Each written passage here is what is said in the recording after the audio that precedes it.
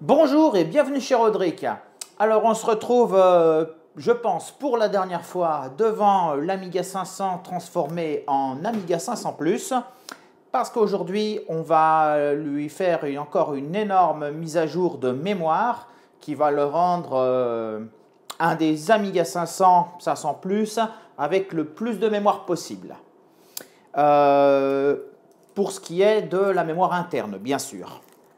Ce que j'ai comme carte à rajouter dans cette machine, si j'arrive à ouvrir la boîte, c'est une carte qui rajoute 2 mégas de mémoire à la machine et c'est une carte qu'on peut configurer. Cette carte qui vient du site Boobip, malheureusement c'est une des dernières parce que j'ai contacté l'auteur de ces cartes, donc Chris, sur son site Boobip et il m'a dit qu'avec le Brexit, eh ben, il n'allait plus faire de matériel Amiga, donc il ne referait pas des cartes. Donc c'est la dernière que j'ai pu trouver. Voilà.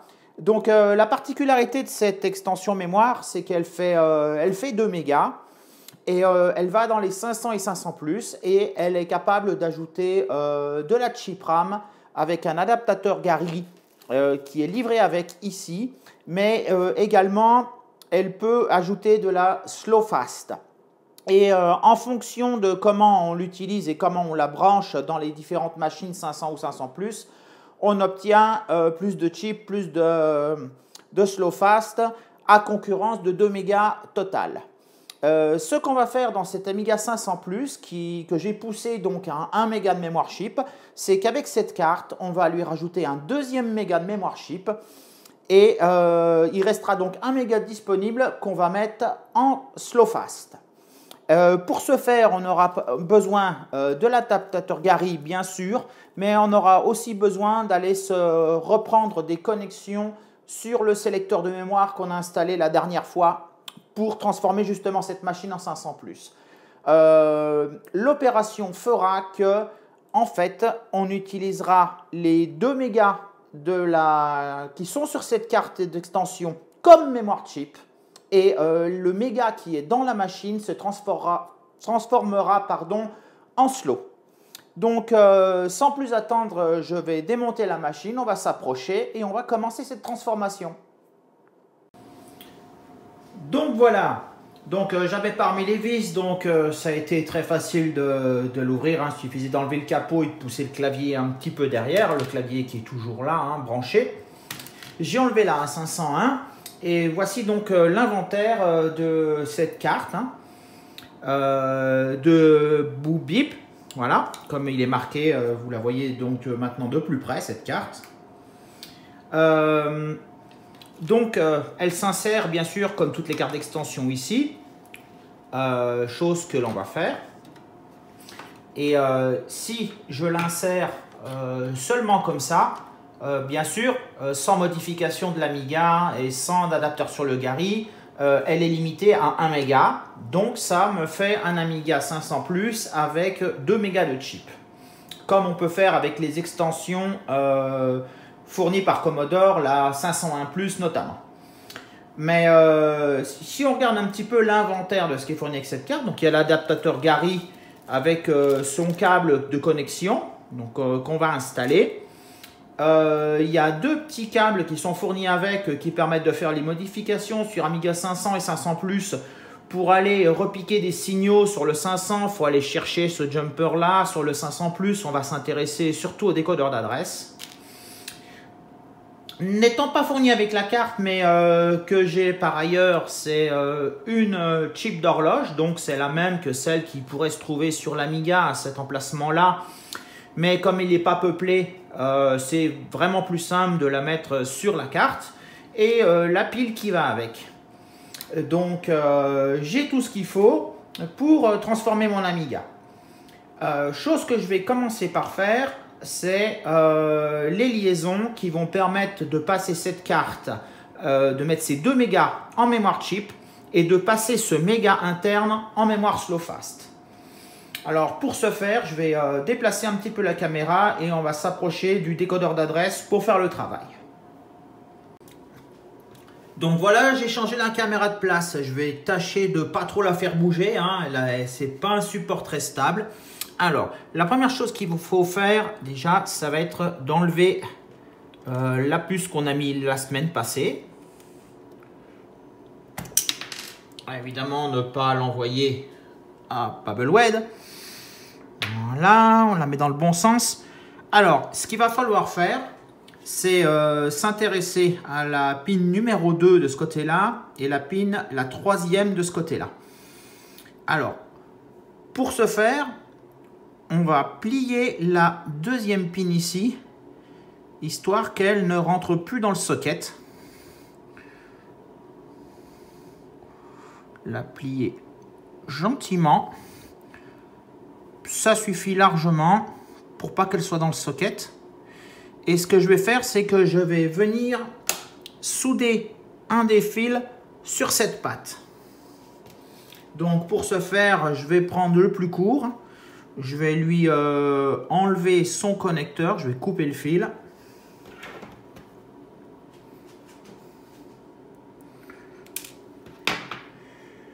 Ah, il s'est caché. Et je vais le dénuder un tout petit peu. Voilà qui est fait.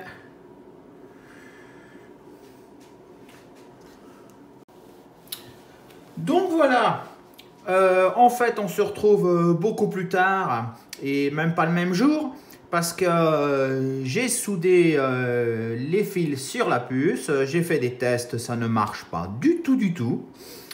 Et donc j'ai décidé d'aller regarder de près les schémas et tout un petit peu pour voir comment faire.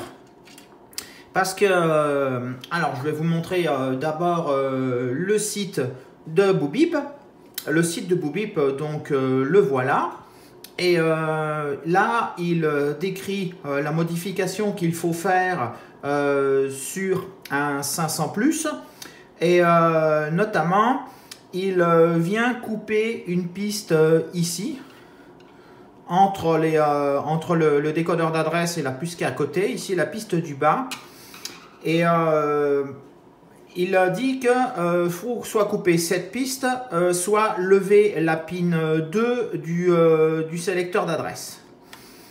Après, maintenant, si on regarde sur les schémas de cette A500+, dans ce carte mère révision 8A, donc on la trouve sur PCB Explorer. Si on regarde un petit peu la connexion de ce décodeur d'adresse sur la pin 2, on voit qu'il est relié à la pin 14 qui est de l'autre côté, celle où j'ai mis le petit fil là pour l'instant, et qu'il est aussi relié à la pin 2 de ce composant ici. Et donc, quand il dit sur son site couper la piste ou lever la pin, ça ne fait pas la même chose. Ça ne fait pas la même chose parce que si on retourne sur le schéma, si on coupe la piste, on laisse brancher ensemble la pin 2 et la pin 14. Tandis que si on se contente de lever la pin 2, la pin 14 est toujours reliée à la pin 2 de l'autre composant. Et donc, c'est pas équivalent. Donc, quand il dit de lever la pin, donc on va faire complètement autrement. C'est-à-dire que ce que je vais faire, c'est que je vais relier la pin 2 à la pin 14 sur la puce, lever les deux pattes 2 et 14 du composant, et je vais reprendre la connexion, la première connexion donc sur ce pont que je vais faire entre la pin 2 et la pin 14, et je vais prendre la deuxième connexion sur la pin 14 du socket qui, comme on le voit sur les schémas que je remontre maintenant, est bien connecté à la pin 2 ici. Donc on devrait obtenir normalement le même résultat que ce qu'il fait en coupant la piste, mais sans couper aucune piste. Et donc ce que je vais faire, c'est que je vais m'attaquer à toutes ces soudures sur ce composant. Donc relier la pin 2 à la pin 14 et souder un fil qui va se relier là. Tandis que celui-là, il est enfilé dans le socket, il est très bien. Et ensuite, on pourra regarder comment ça fonctionne, si ça fonctionne. Donc, les soudures en caméra, c'est quasiment impossible à faire parce que faut être minutieux pour faire ces soudures. Donc, je vous retrouve quand c'est soudé. Et bien, voilà ce que ça donne une fois terminé. Et je vous ai fait une image de près. Donc, on voit de très loin l'adaptateur Gary qui est connecté là. J'en ai profité pour mettre la cloque et la pile. Là, voilà. La pin 2 et la pin 14, je les ai relevées. J'ai fait un petit pont avec un pied de condensateur. Et ensuite, je suis allé reprendre ma connexion dessus qui va sur la pin 1 derrière là. Et j'ai fait comme sur le site de Bobip pour ce qui est de la connexion du deuxième câble. J'ai été le prendre sur la deuxième pin de U34 parce que en fait, les pattes levées comme ça, c'est très difficile d'aller prendre la connexion dessous. Mais en fait, cette pin 2, elle est reliée aux deux pins qu'on a levées, à la 2 et à la 14 ici. Donc j'aurais pu me prendre sur le socket dessous, chose que je n'ai pas pu faire. Et donc ce que je vais faire maintenant, c'est que je vais démarrer la machine et on va regarder ce que ça donne. Donc on est prêt à démarrer l'Amiga modifiée. Alors allons-y. J'ai mis la disquette de diagnostic dedans.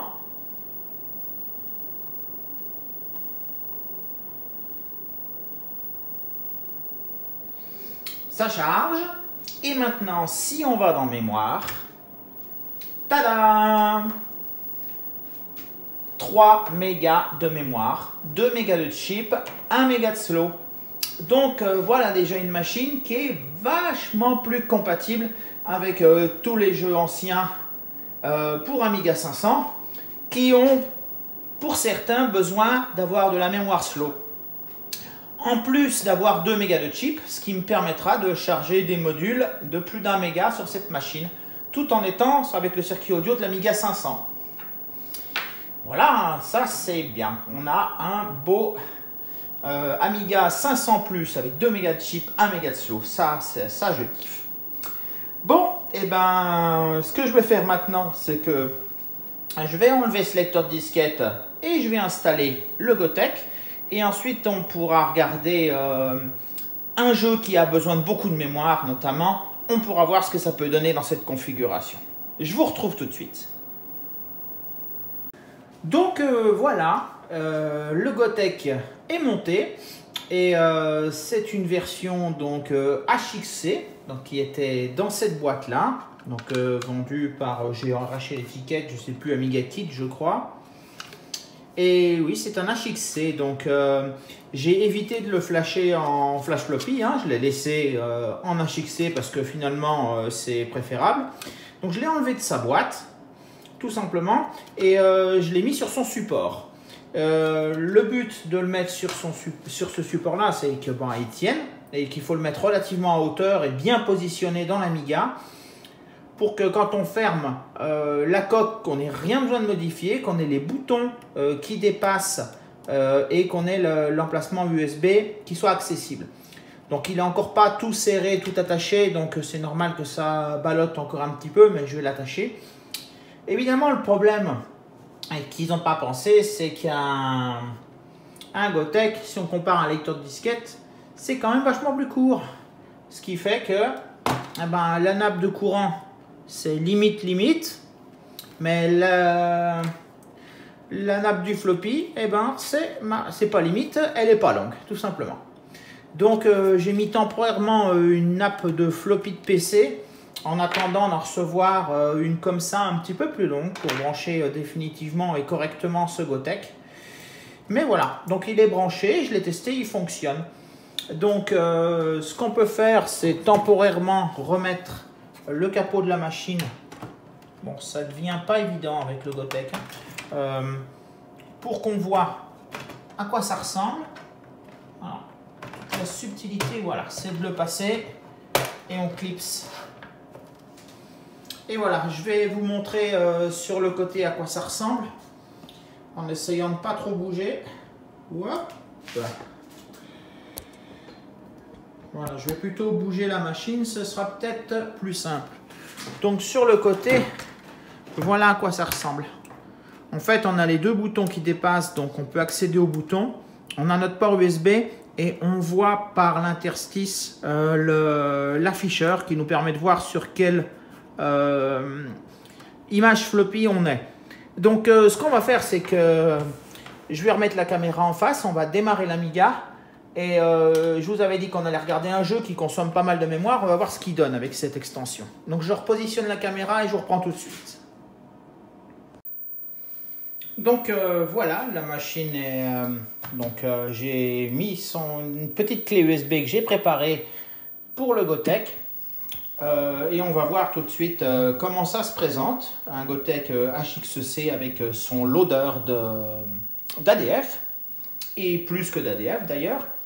À savoir que le Gotek, j'ai quand même eu pas mal de difficultés pour le monter, car l'adaptateur en imprimé en 3D qui permet de le monter dans l'Amiga 500 a des trous pour les vis qui sont beaucoup trop petits, donc j'ai dû jouer du Dremel et pas mal de choses pour le monter. Donc le HXC, donc son chargeur de démarrage se présente avec un sélectionneur de fichiers. Donc moi j'ai tout mis dans Amiga et j'ai trié mes ADF, certaines dans des folders quand il y a beaucoup de disquettes. Et celle que je voulais vous montrer, c'est The Settlers. The Settlers qui est un jeu d'aventure, un jeu où on doit construire, qui aime beaucoup... Ah, la lampe qui m'embête, qui aime beaucoup la mémoire. Donc, pour le démarrer, on va se passer de toute l'introduction. Donc, je vais prendre le disque 3 et je vais le mettre dans le premier slot. Et je vais prendre le disque 2, je vais le mettre dans le deuxième slot. Et on fait F10 pour redémarrer. Et c'est parti. Je passerai probablement en accéléré parce que ça reste un émulateur de lecteur de disquette, donc à la vitesse des lecteurs de disquette. Donc on ne peut pas dire que ce soit franchement rapide.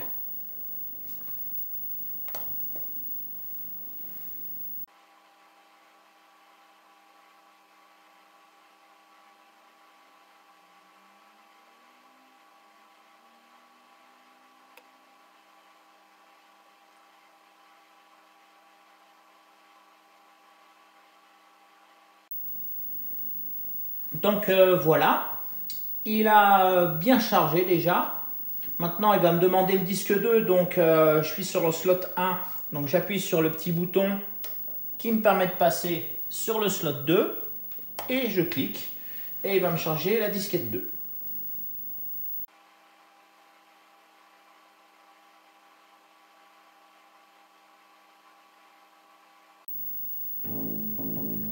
Voilà, donc il est chargé. Donc c'est à ce moment-là que si on clique, il va nous demander le code, mais il va aussi nous donner des informations sur la machine. Notamment, moi ce que je voulais regarder, c'est la map size maximum. Donc on voit qu'ici, la size maximum pour la carte est de 5. Sur un Amiga 500 qui a juste une A501, la taille maximum de la carte est de 3.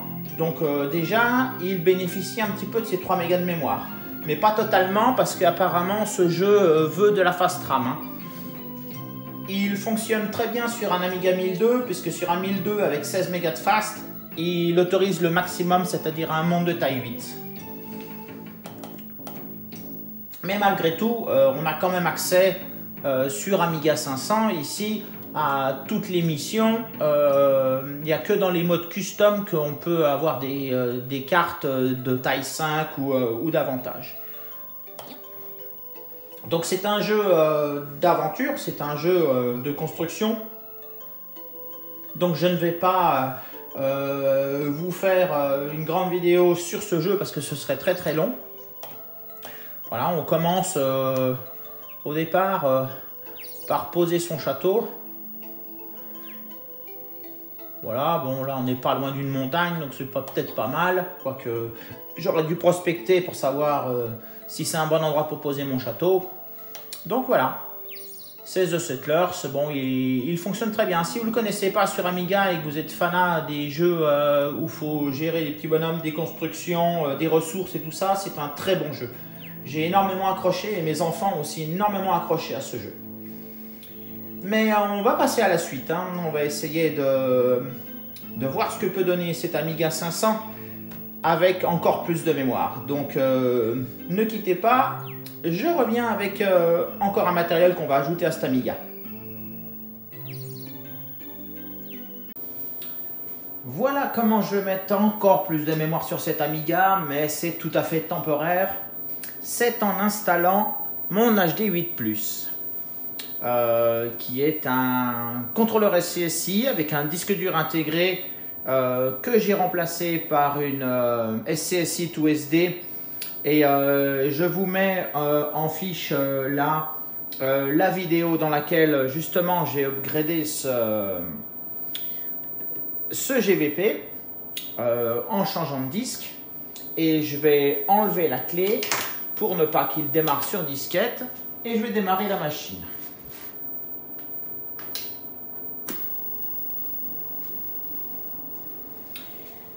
Voilà, il va démarrer sur le disque dur.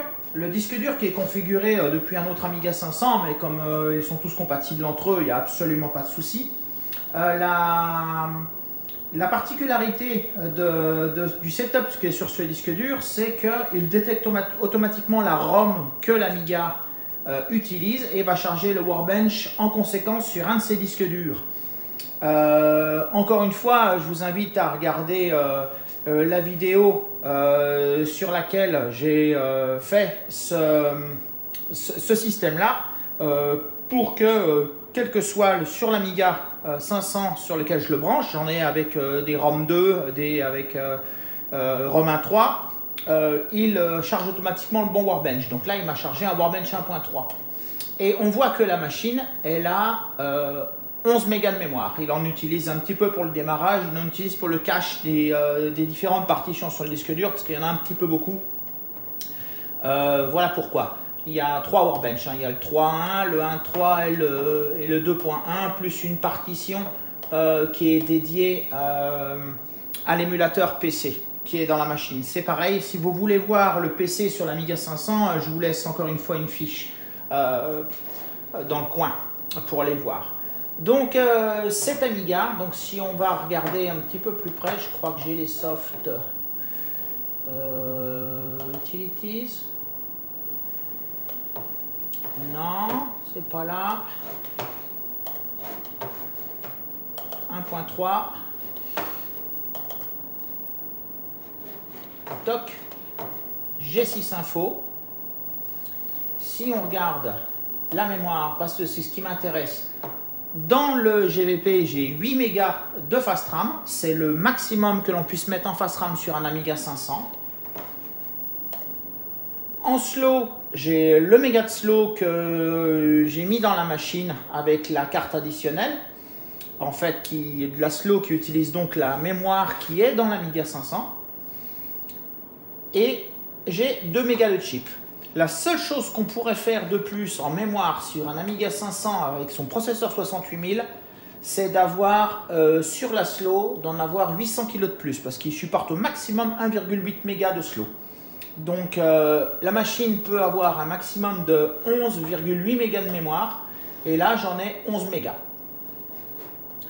Maintenant, si on regarde un petit peu je crois que c'est là que j'ai les jeux. Oui, si on regarde un petit peu The Settlers avec de la fast RAM, il devrait normalement disposer d'un monde plus grand. Mais je suis pas certain en fait. On va voir ça tout de suite. De toute façon, ça démarre beaucoup plus vite sur le disque dur que ça ne le fait sur disquette.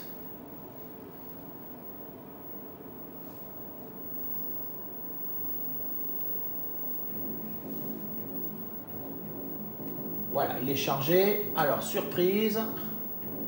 Non, toujours pareil. Monde 5, alors qu'il a détecté de la vraie fast RAM. Donc je pense que le monde 8 doit être limité par le processeur de la machine qui ne doit pas pouvoir le gérer. Ça doit être réservé au 68020, c'est pour ça. Donc voilà pour ce jeu. Donc ça marche aussi bien que sur disquette, sauf que c'est vraiment plus rapide.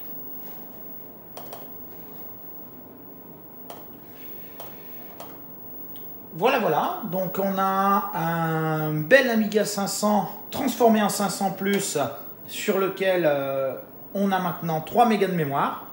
Je vais réenlever le disque dur parce que c'est pas sur cet Amiga 500 que je le prévois, mais ça ne m'empêchera pas de le brancher de temps en temps.